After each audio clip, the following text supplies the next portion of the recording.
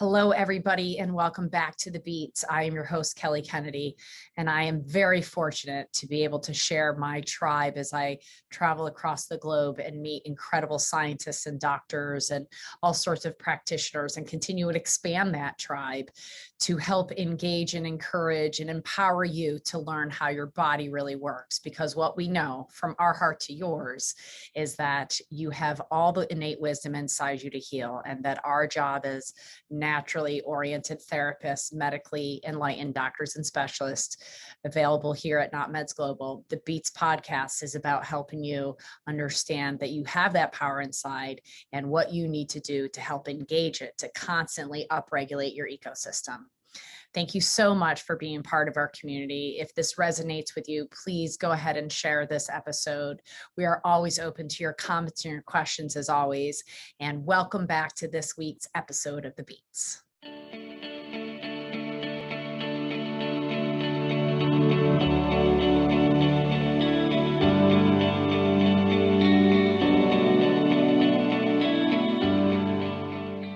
Welcome back to The Beats and from our heart to yours. Today, this is a subject that Ian and I both feel very, very present to. And I was very blessed to meet Maria Fahrner, and I probably botched up her last name, but she'll do it. No, I did it pretty good. Okay, good.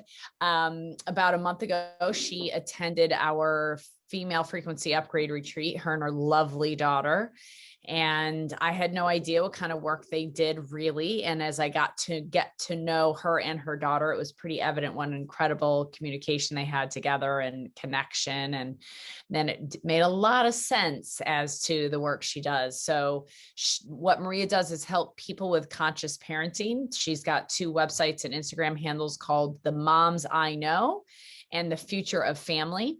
And so I've asked Maria to come on today to talk briefly about the work she does and how that relates so much to the work that we talk about all the time on The Beat. So welcome, Maria, and thank you so much for spending the time with us today. Oh, thank you so much for having me. This is really exciting to be talking about this concept of parenting from this perspective of global health. And so really, and also the fact that you brought up my daughter and I and the communication there. And this is something that obviously I've spent my life's work with, not just my own children, but with the families that I've worked with over 30, 40 years now, and helping people see that every choice they make has an effect on not only ourselves, but on the future generations. And so, as you well know, we're dealing with a whole society of people who are still dealing with dis-ease.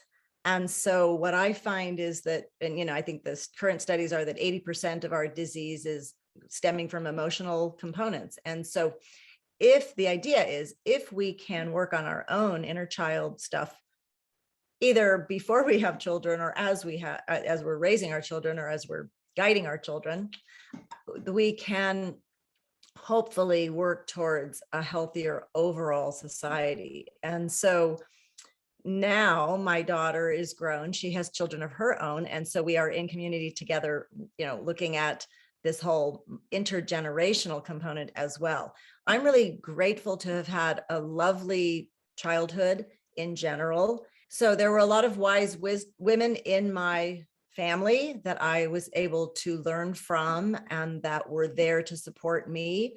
But there were things along the way that, that weren't great communication as well. And so, we all have our stuff growing up. But what happened for me is that I was really attuned to my own feelings around that. And then as I grew and as I became a mother myself, I really wanted to make sure that we were having very open lines of communication so that these emotions would not be stifled, but that I could work with my children to help them unfold into exactly who they are supposed to be. And so my work as a parent guide, as a family wellness coach, I've been in education for 30 years, working with families within a public school paradigm, but a very alternative situation, but also working with families independently, trying to help moms and dads understand that the choices that they make really are so profound, and that every choice we make is going to have an effect in some way on us, on our children, on the family dynamics. And so if we can be more conscious around those choices, hopefully this next generation is going to have better tools, better understanding of their emotions, so that we're not holding on to all of these things. And then, like I said, they can go forth and fulfill their potential, and we can create a world where that communication, where that energy flow is unencumbered, should we say. And you have a master's in education leadership, right? As well as Yes. early childhood development. So what stood out for me, it's beautiful work you're doing and so necessary for, it's not just about, oh, I had a kid and now I let the nanny take care of him, or the preschool or whatever. And I've struggled with that. Trust me. I mean, those that know me well enough to know that I don't babysit. And I don't expect my husband to babysit, and we are trying to cultivate our child. And that is a full-time job that I was completely like, I thought, oh, I did the hard part. I had the baby and I can feed him. That's it. Is that all I have to do? And there's so much more to it. But I'm curious about your approach or your understanding of the school systems, because you mentioned that your work was done in 30 years, a lot of it in an alternative school. So that piqued my interest right away, because I was what we didn't talk about on our last podcast in regards to my story is, while I was a science major, I was an education minor, because I know that after we help fix medicine, we have to go help fix education. So tell me your approach about that and your understanding of that, and how that's helping or taking away perhaps from having resilient children that thrive. Oh, I love that question. So my background is is early childhood education and elementary education, and then I have my master's. And so I've worked with children from birth through the teen years and beyond, with my own children, obviously. And so I started an alternative education program within our local public school, and it was around homeschooling or independent study. But I've been within that public school realm. And also I've homeschooled my own children, and I have also sent my children to the local Waldorf school. And so I've also studied Waldorf education. And so I've been working with all of these parents for these decades around not only issues like sleep and nutrition and rhythm and communication, but also the education systems. And there is no one right way. I mean, we've seen this in every family. I truly respect parents' decisions around how they are going to educate their children. They come into the world, we are their first teacher, we're not their only teacher. And everybody has to make that choice for themselves. That said, I feel that we can really tune into our children and see what their needs are.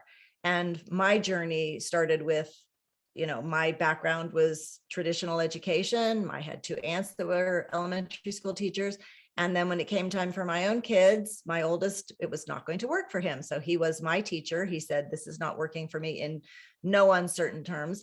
And that started our whole journey into an alternative method or mode or way of looking at education.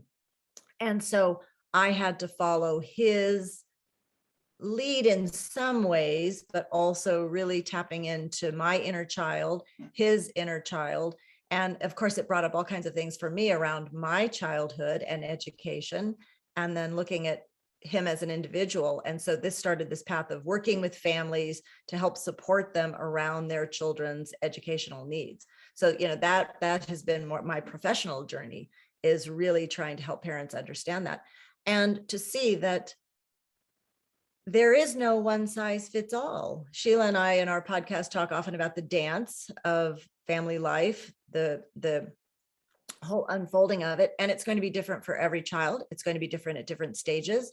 What may work for one child at a certain age may not work for another. And so we really have to be in that stage of consciousness with our children and be listening sometimes between the lines, because what they are saying is not always what they're feeling, and helping them to express that. And at different ages, obviously, when they're very young, they can't express what it is that they're feeling, but we can see that they have big emotions around something. And so we have to really tap in. And like I said, that's that inner child work that we have to do to make sure we're not just getting triggered around all of our stuff, but that it's truly coming from this pure intention and listening to the child.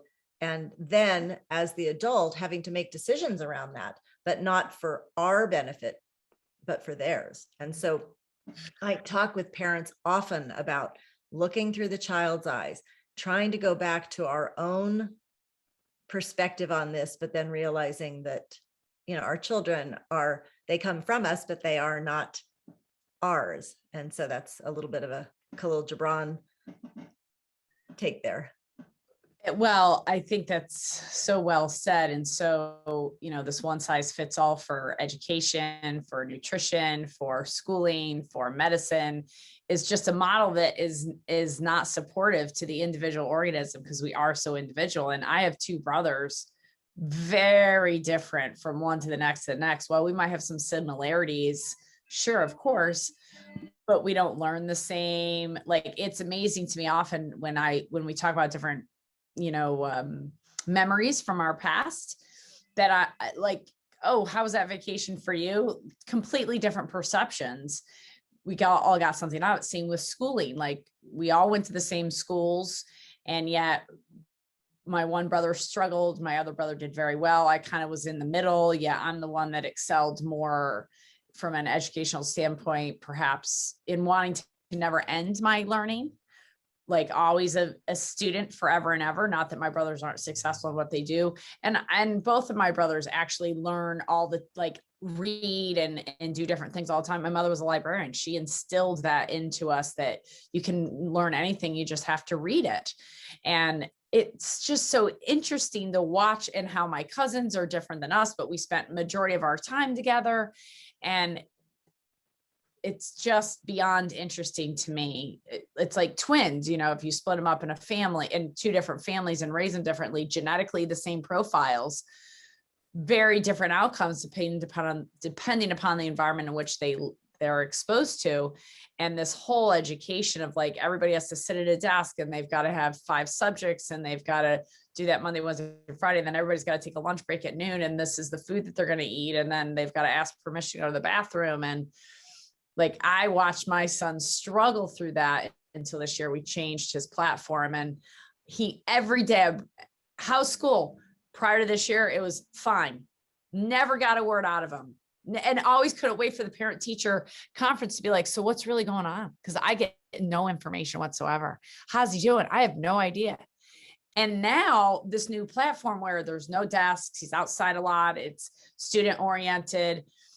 He came up with a PowerPoint about the American Indians that he's working on right now. And I'm looking at, he's reading it, and I'm sitting there thinking, oh my God, there's like 400 words spelled wrong in 4 slides. But the layout, the storyline, all that stuff, they're like, and they're right, don't fix it. And watching him has been so amazing. And he brought it home. There's no homework in this school. He's brought home 3 projects already this year, and it's November when we're recording this, in 2 months, that he wants to continue to work on after school, that they've engaged his own desire, which is the best part. Right, because it's meaningful and relevant to him, and it's process, not product. And, we have an education system in this country that is, we're obviously seeing it failing, and we're watching the pains that we're going through, the medical system, the education system, so many other systems. And I think that this is such an opportunity for us to look at this and say, okay, this is not working. How do we, and as parents, we can just look at our own children, but we can also talk about this paradigm and say, this is what we could look at. These are different choices we can make. And it sounds like you made a choice to change that. And now you're watching and seeing this unfold, because when education is meaningful and relevant to children, they will thrive. And whether that's public school, private school, homeschool, outdoor school, whatever. I mean, there's so many possibilities right now.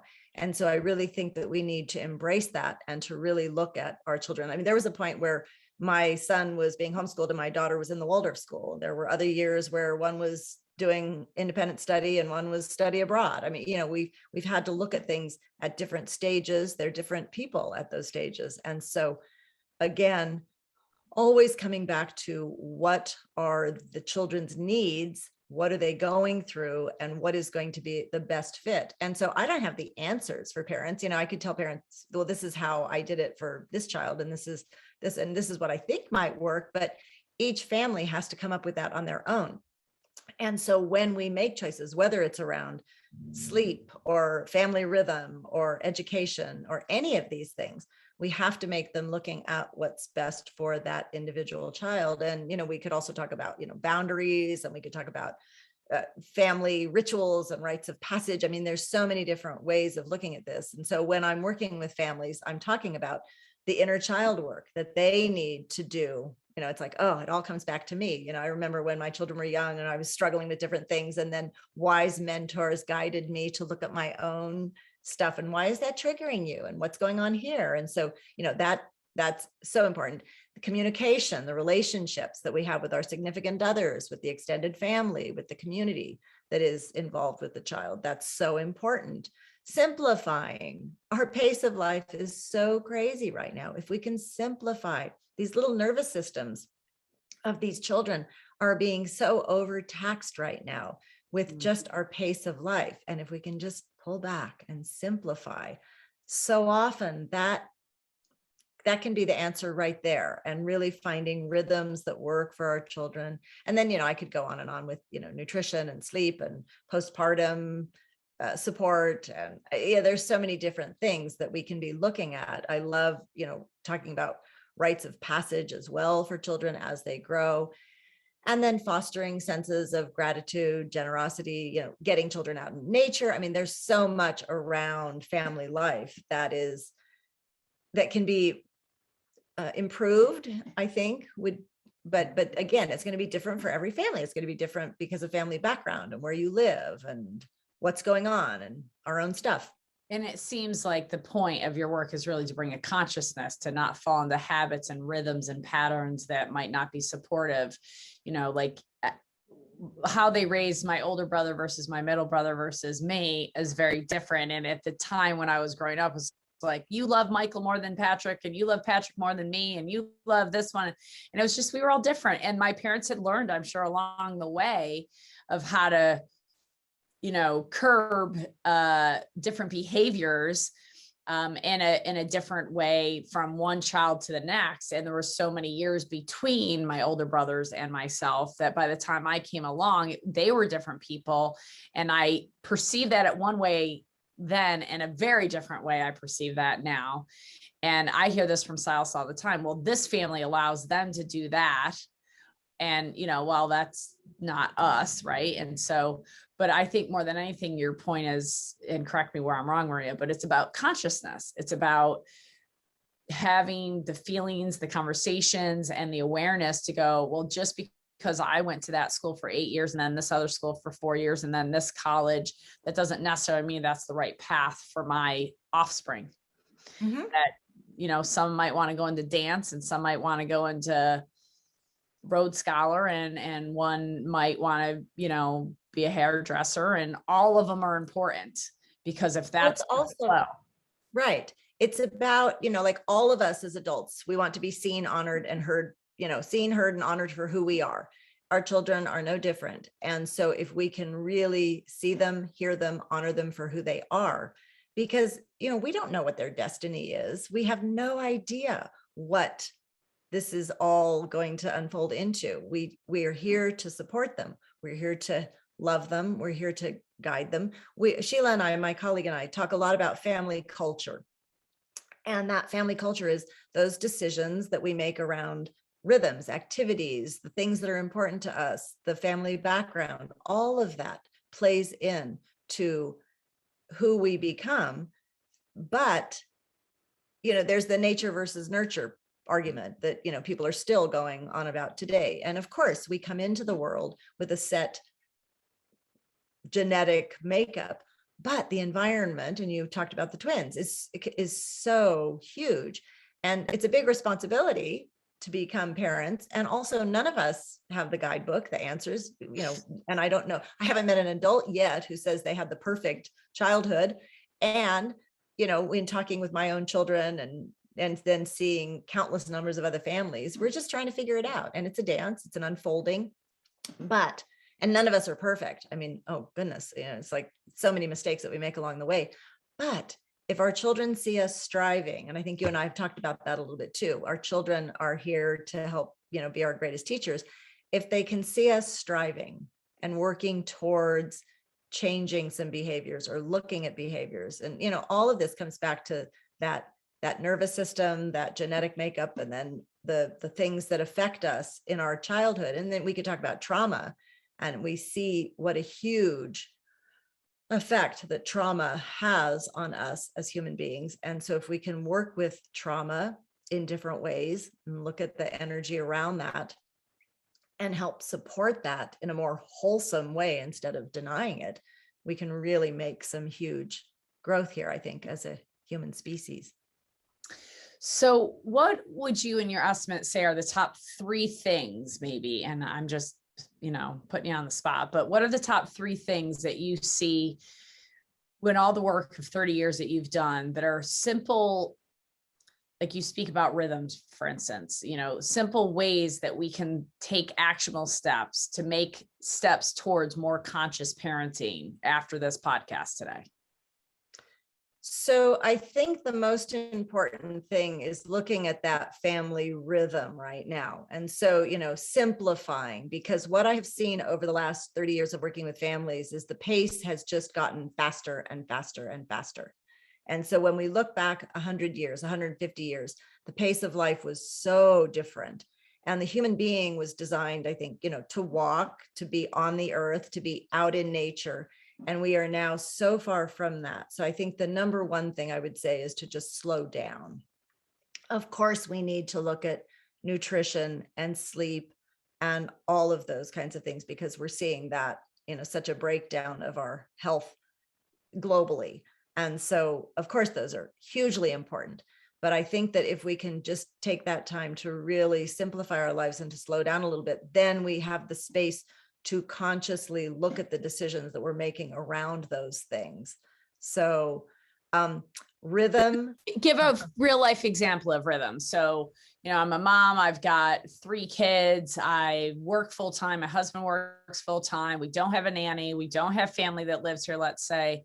I don't have 3 kids, so I want to make sure that everybody knows that I'm just playing imagination game and I'm not asking the universe for that, just so we're clear, universe. So let's just say a woman like that is listening. What do you mean by the rhythm? Like, because just being, the advocate on the other side for them. Well, Maria, I have so many balls up in the air and I can't drop any of them. What do you mean slow down? Like, what does that mean? The dishes have to be done and the laundry has to be done. And we've got to get the kids to all the sporting events and we have vacation to hit this year. And if I don't work, 40 hours a week, 50 weeks out of the year, then we can't take those 2 weeks off. Tell me about how that can change, because so many people listening to this are like, I don't know how I get out of this. Right. So that's where, even if you could take 5 minutes in the day to just consciously take some deep breaths, to breathe, to meditate, to think about, if I could only change one tiny thing. You talked about like the activities. Could we let go of one activity? Could we, I'm not saying, that everybody just has to be home with their children and baking bread from scratch. I'm saying, if we are, if we are working full time, is the time that we have with our children, are we being present with them? Are they in situations with other people when we are doing other things where they are being heard, seen, and honored for who they are? Is our daily rhythm a rhythm of, breathing in, breathing out, different types of activities? And a good educational system will be looking at those things. So if our children are in situations during the day that we feel are very healthy and wholesome for them, then that's wonderful. Then if we're not going to the grocery store at 5:30 when everybody is tired, cranky, and hungry, that would be something to consciously think about. Can we shop on one day a week? Can we plan a tiny little bit ahead? Can we think about getting to bed 20 minutes earlier or 10 minutes earlier? Can we look at some of the choices that we're making after dinner? One of the families that I was working with, we talked about letting go of the television. And she said that the television broke and they just didn't fix it. And so she said that one tiny little thing changed everything, that after dinner, they would go for walks as a family and have family time. So, it's looking at one tiny thing that you can change. Is your child taking 3 classes after school? Could we simplify that? Could we add in one bit of family time on the weekend? And so again, every family is going to be different, and what different people thrive with is going to be different as well. And so, in a family where there's that busy pace of life, one child might thrive with that. Another child may need a little bit more lead time before they head out the door. They're going to need to just have a heads up, to have 5 extra minutes to tie their shoelaces, to do something. And so, it's a challenge. And I work with families every day that are dealing with these challenges. So I'm getting to play a little bit of the child advocate here, saying, is there even one thing that you can do to slow down? Is there one thing you can let go of? And if not, when you have that time with your children, are you being completely present? Yeah. And I have seen that in my life. Like, I'm the kind of person, this is an ongoing joke, right? Between so many married couples. He says, I'm ready to go. She goes, oh, me too. And then 30 minutes later, she's actually ready to walk out the door. I've changed that drastically. I mean, I and might argue, but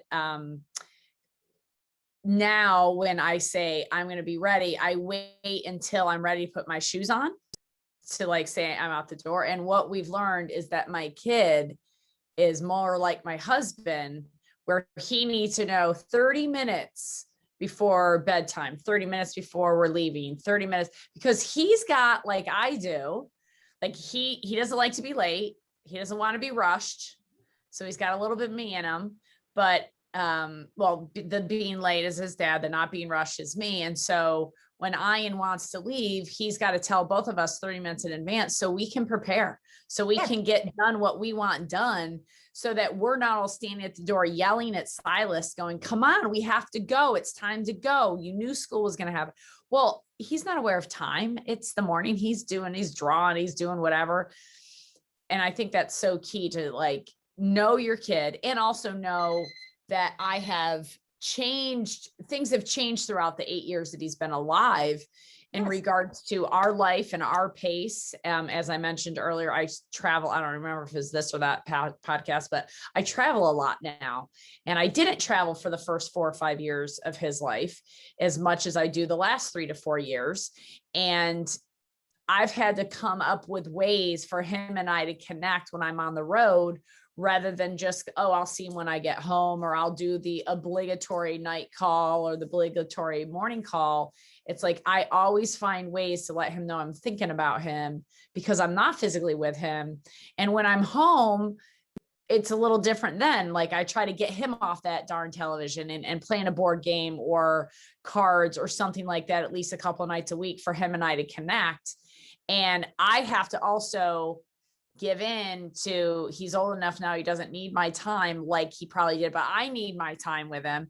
And I got to put my phone down, and I got to get off the computer, and I got to stop the emailing to spend those 20, 30 minutes with him, because that's going to make a huge indent into our building our relationship and continuing our communication.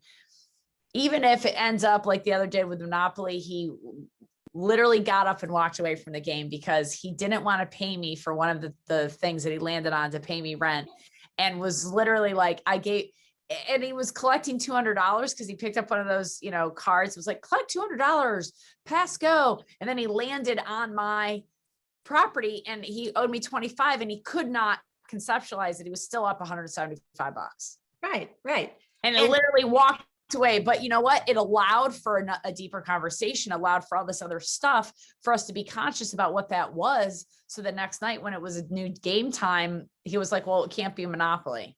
I'm like, Right. okay, if you lose, you still got to deal with it. Like mom's not going to let you just win. And this is, you know, big Well, life lessons. Yeah, teachable moments too. And, you know, just this whole concept too, that, you know, children are incredibly resilient.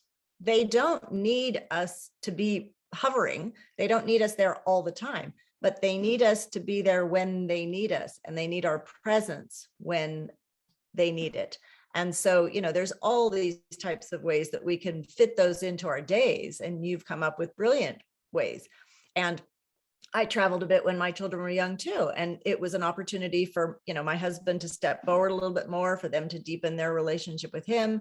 And if they were with other caregivers, or if they were in school, they were getting gifts from other people as well. It's just being conscious about those decisions and saying, you know, I have to look at what is going to be best for this child at this particular time, and knowing that we all make mistakes, and, you know, we have to go back and think about all of those things. And when we lose it, or we make a decision that isn't great, that we can come back and acknowledge that and say, I'm learning, and have that conversation with our children when it's appropriate, and move forward. And they learn from our example. And so for us to be human, for them to be in their little emotions and their big emotions, and for us to help them make sense of all of that. So it's a journey. And again, there's so many different ways of coming about it, but if we can do it with intention, then our children are hopefully going to be able to thrive. They're going to be able to manage their thoughts, their feelings, their emotions.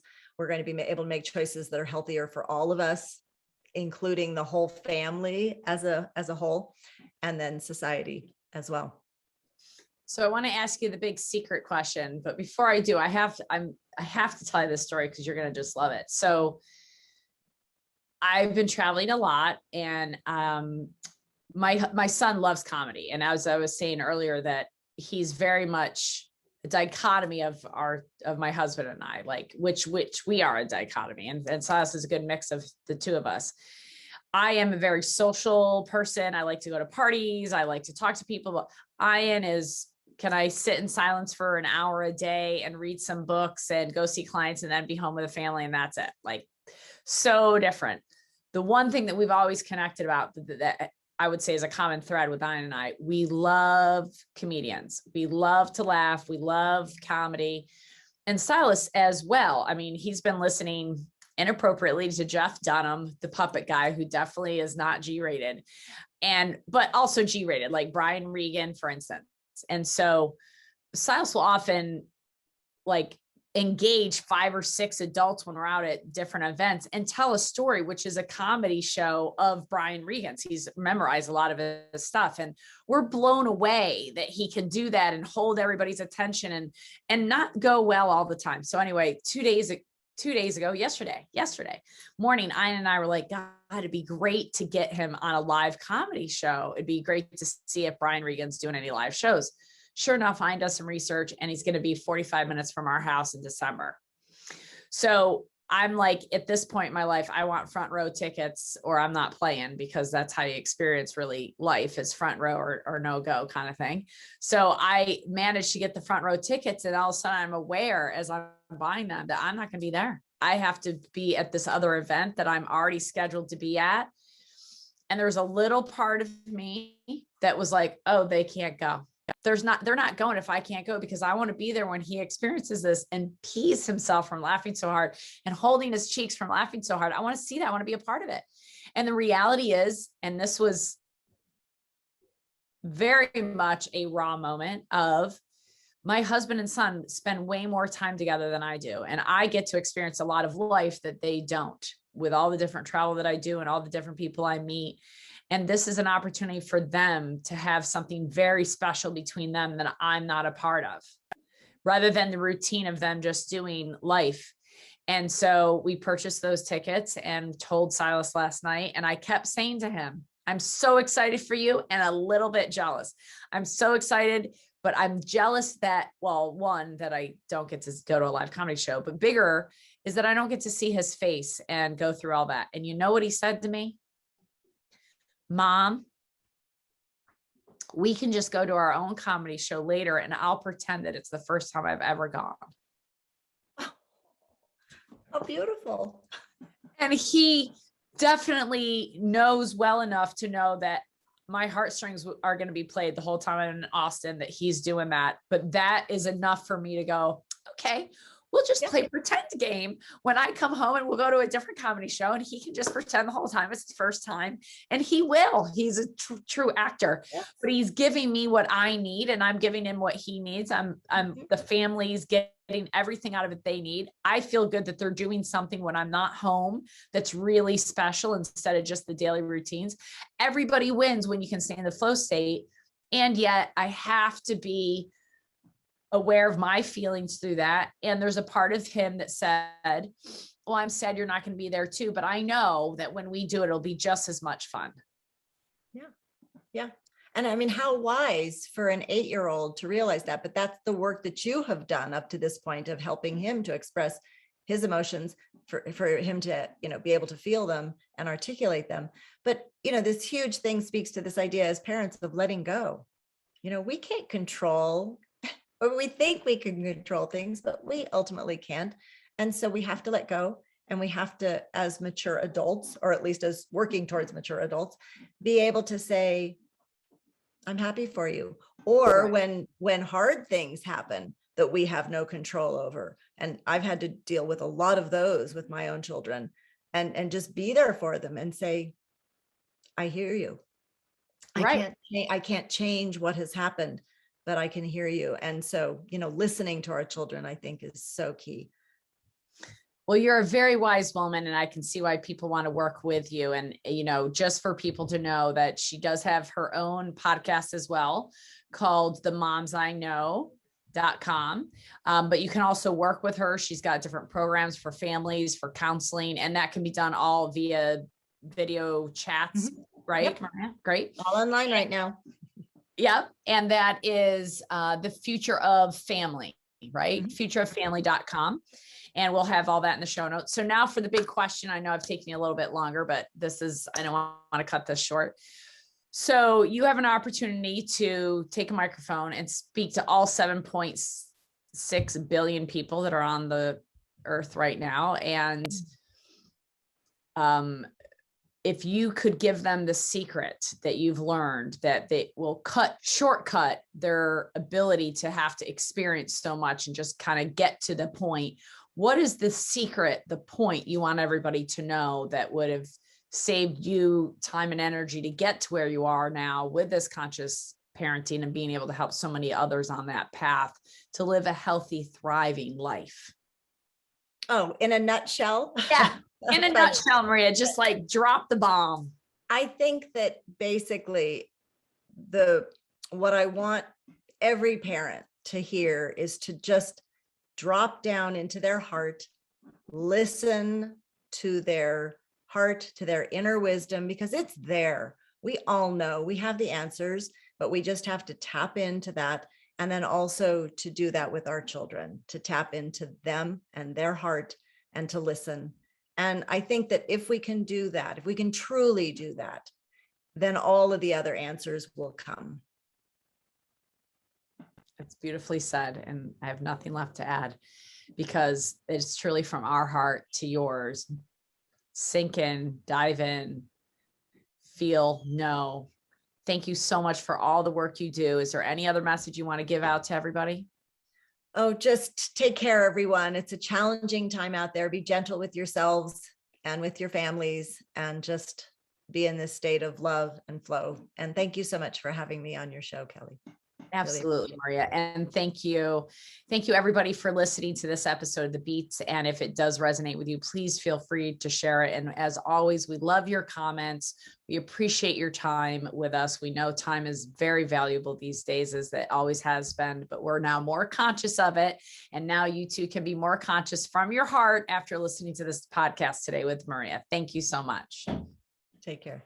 Hello, and thank you so much for joining us and spending your time here with us at The Beats with your host, Kelly Kennedy. And I know today more than ever before, you now know better how your body works. And at the very least, we hope we've helped you raise some questions and help you continue to investigate. We are here to help you naturally optimize a better version and vision of yourself on every single level.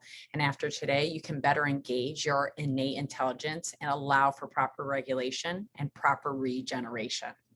Make sure to subscribe to never miss a beat again. We hope you've enjoyed this week's episode. And just a reminder that this podcast is for educational purposes only. This podcast is not a substitute for medical advice or professional advice and care by your doctor or other qualified medical professionals. This podcast is created with the intention to provide information and education. This podcast is created with the understanding that it does not constitute professional advice or medical services. If you are looking for help in your journey and seek a qualified medical practitioner, or if you're looking for a biological, not meds practitioner, we can help you. Someone who's trained and a licensed health coach and someone that can help you make changes, especially when it comes to your health. That's what Not Meds mission is about. I hope you have enjoyed listening again to this podcast. It's one of my favorite things to do. And if you do, please feel free to share it with your friends, your colleagues, for the tips of living the biological foundational life and living in the flow. And if you have been listening and love the show, please do leave comments. We love reading your comments. We really do. And you can subscribe to us wherever you hear your podcast. Thank you so much from our heart to yours.